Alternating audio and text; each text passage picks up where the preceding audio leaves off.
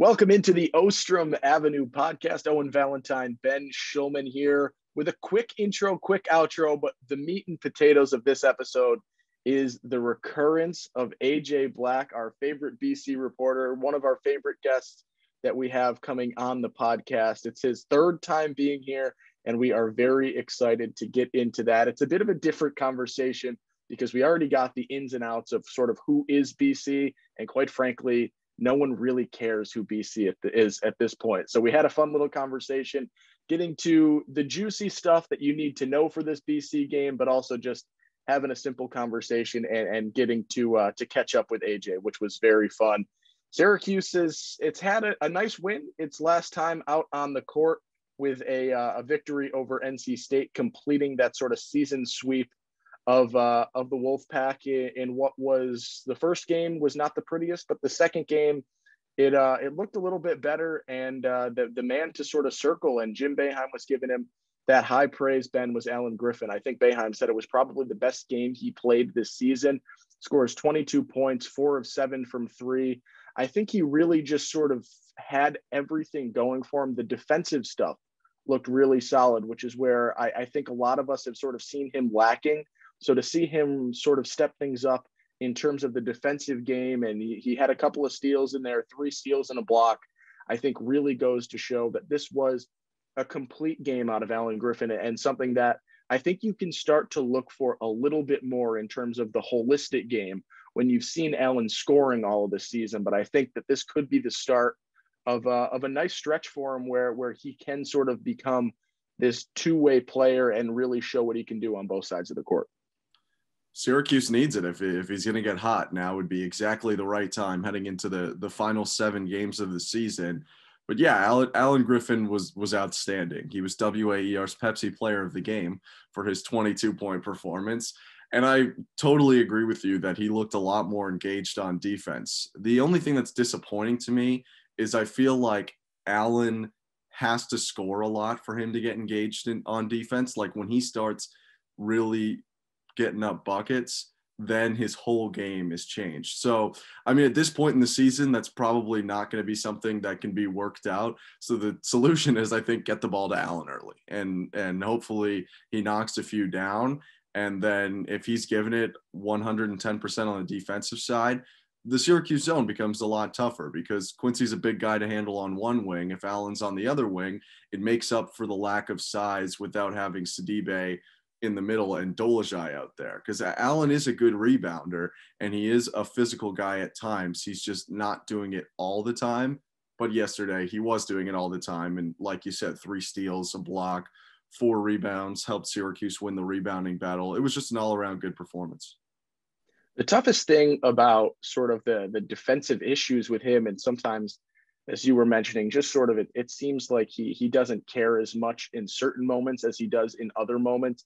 The toughest part about that is that when he's really engaged defensively, he creates so much for himself on the offensive side because he is such a strong guy in terms of getting blocks, getting steals, right place, right time at certain moments. He can create opportunities, which is what's so disappointing when you sort of see him lose interest defensively or lose the sort of spark defensively.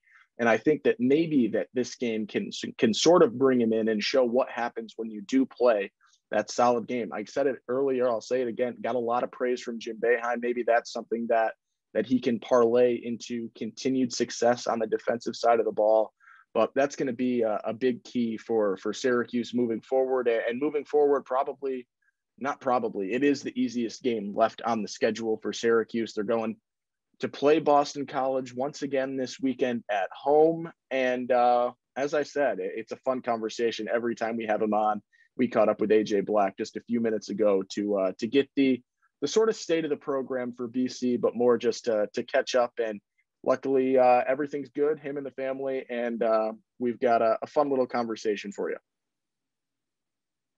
We now welcome on a recurring guest of the podcast. I believe this is his 3rd visit with the Ostrom Avenue crew, and my roommate across the hall, Max Chadwick, who thinks he's a big part of the Ostrom Avenue pod, is going to be very disappointed to know that his reign atop our guest appearances at 3 has now been tied by AJ Black of the BC Bulletin and Locked On BC. AJ, thank you so much for coming back.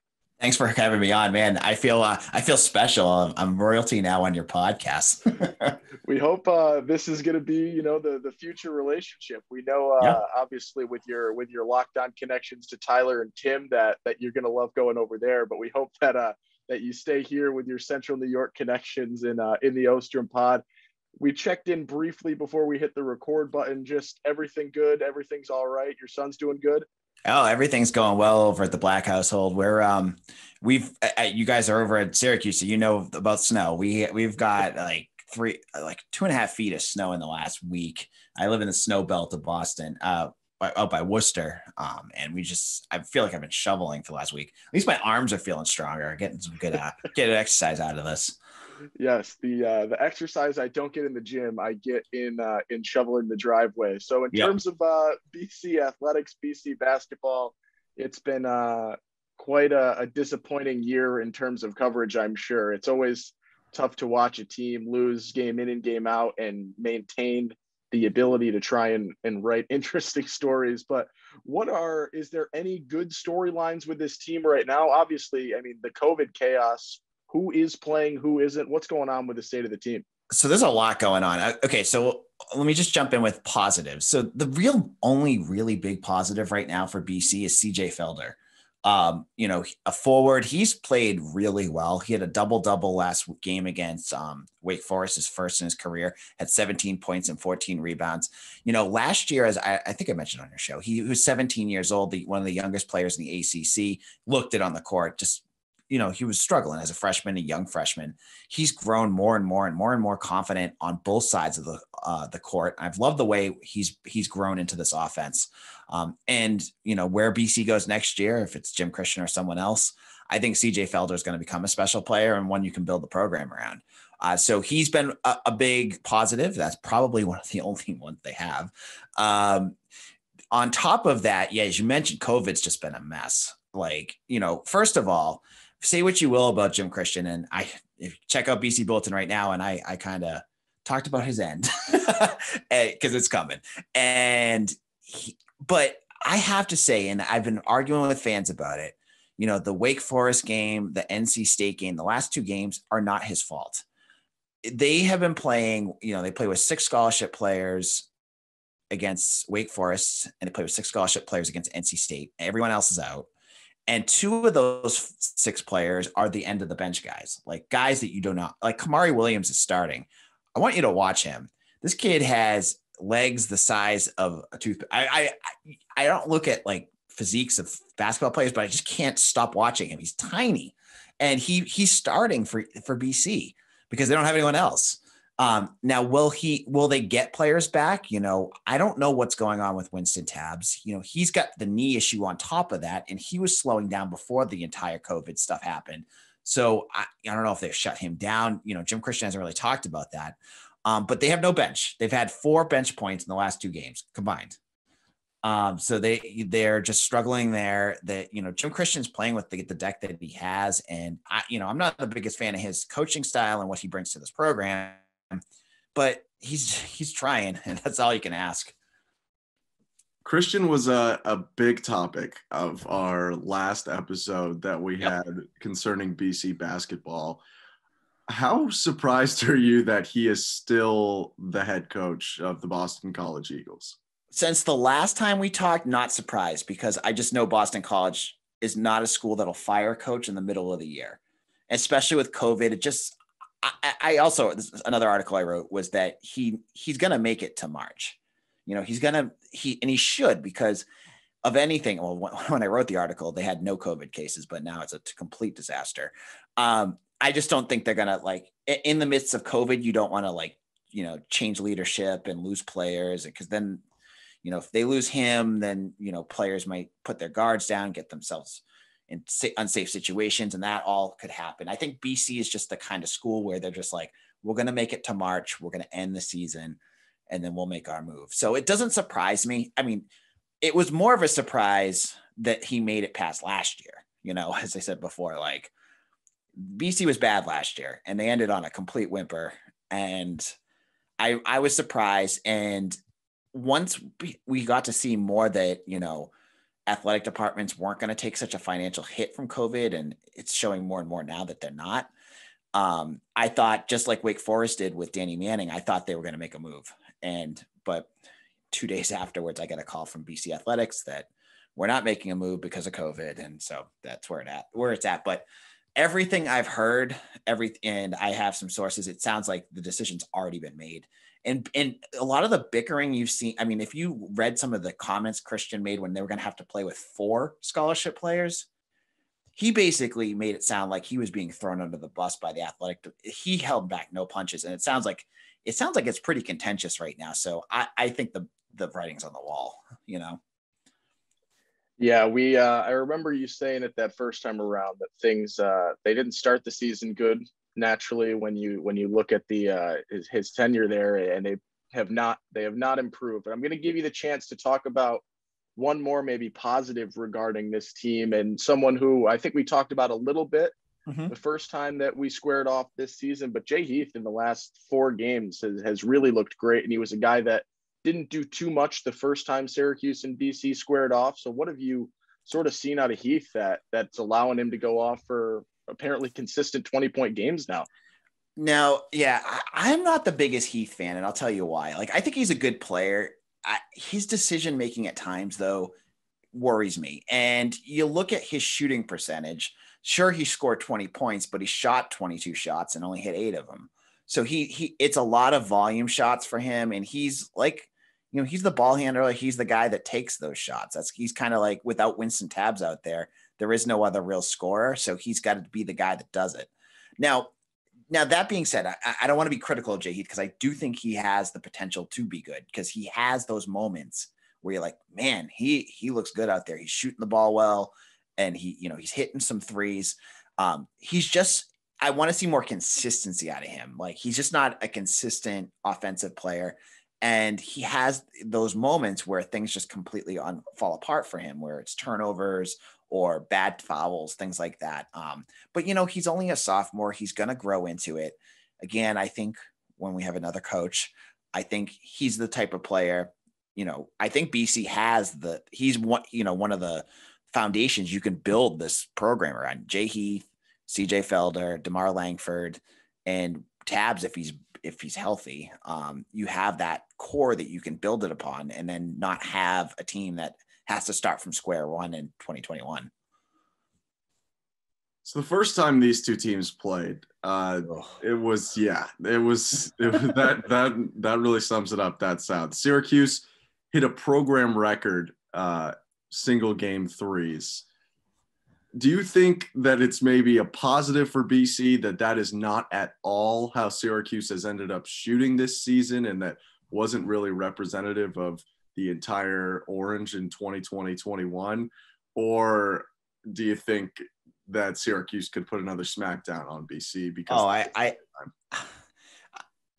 before I jumped on this podcast today, I was writing up a preview of the game, and I just was thinking about how poorly BC closed out on defense, and just I was looking at like the forwards on Syracuse were hitting threes, and I know you have the guards with Gerard and Buddy Boeheim, and so you have the possibility of shooting threes. I see BC's defense. They're ranked near the bottom in almost any statistical category you can find, and I just do not see them stopping a team like Syracuse. Even if you've been playing poorly, this is the type of defense that allows a team to figure out what their issues are and get themselves back on the right foot. Just because, and especially with the COVID issues, you don't have the depth to cover these teams. And if you get a guy in foul trouble, this game's over because you're now putting in, walk-ons to fill in those roles.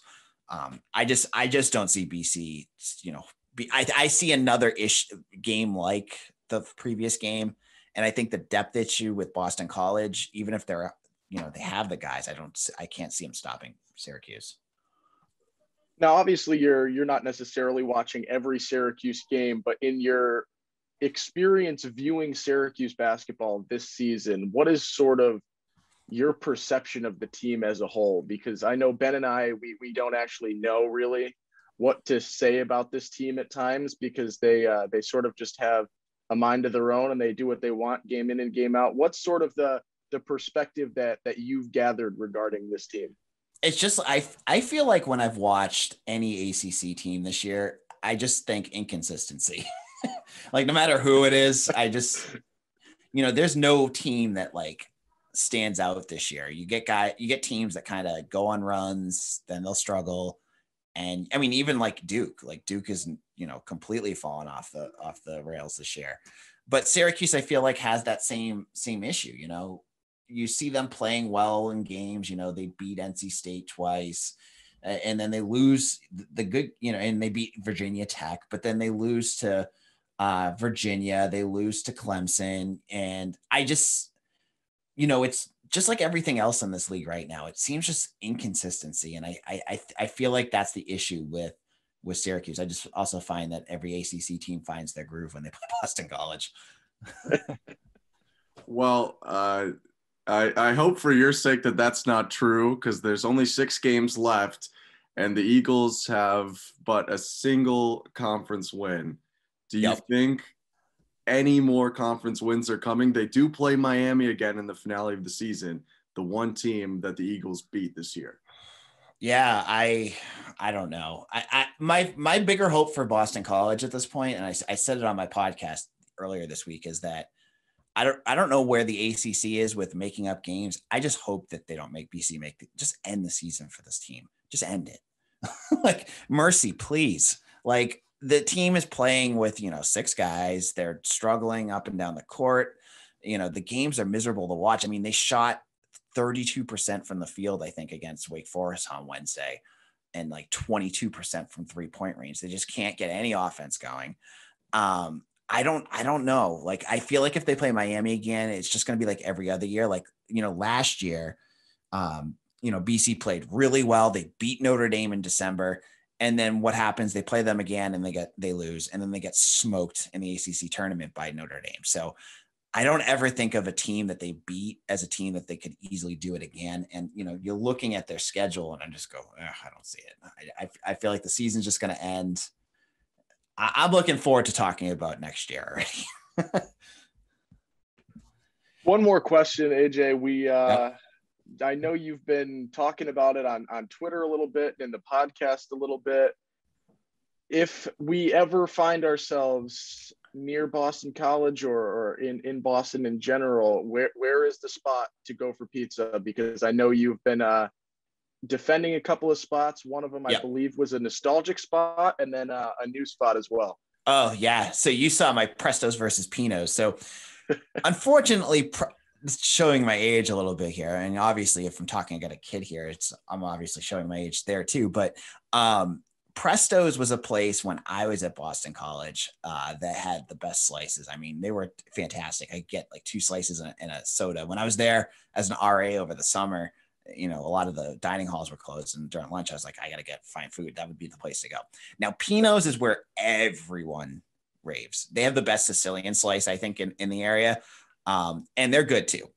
For me though, I went to Presto's because I didn't want to walk the extra 30 feet to get to Pino's, which is like 3 buildings over. I was just that lazy.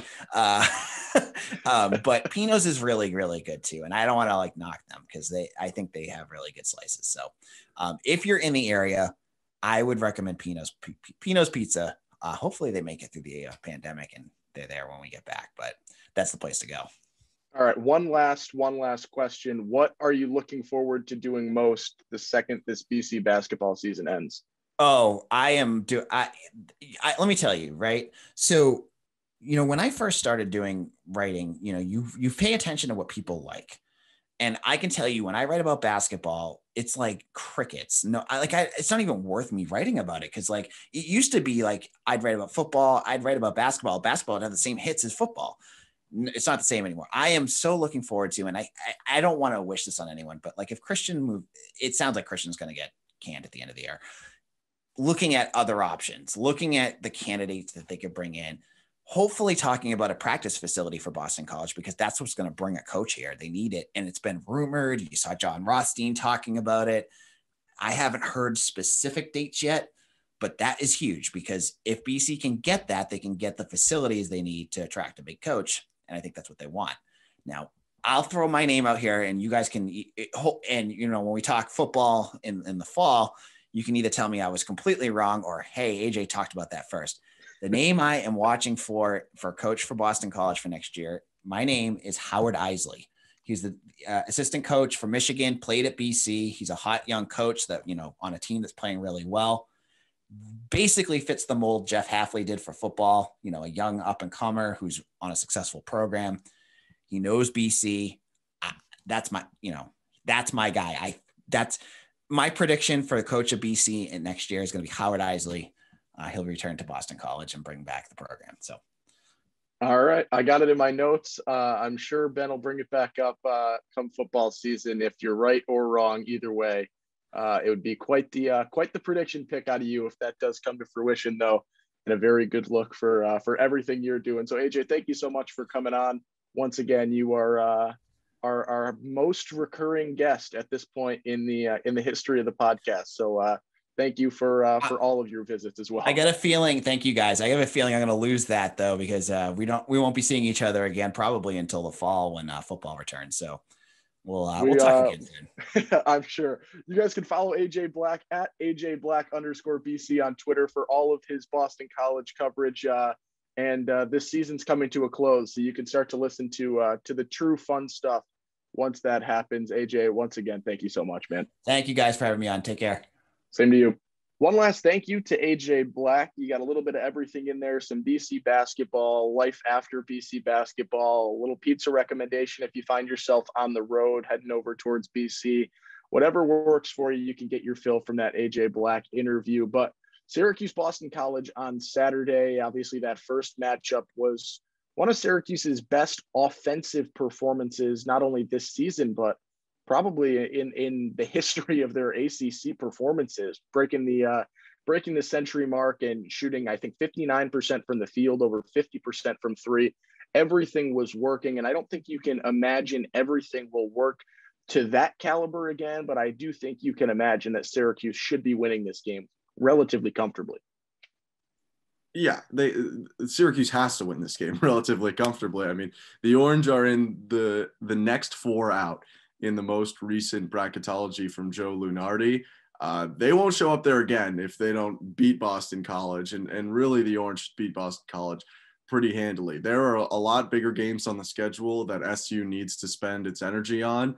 If I'm in Jim Boeheim's office sitting in his chair, I want this game to be over with 8 to 10 minutes left and send out guys like Woody and Braswell and give the regular starters a rest, because Wednesday you're going to Louisville, and that's a game that Syracuse probably needs to win. So BC at this point, don't overlook them, because you can't overlook anyone in the ACC.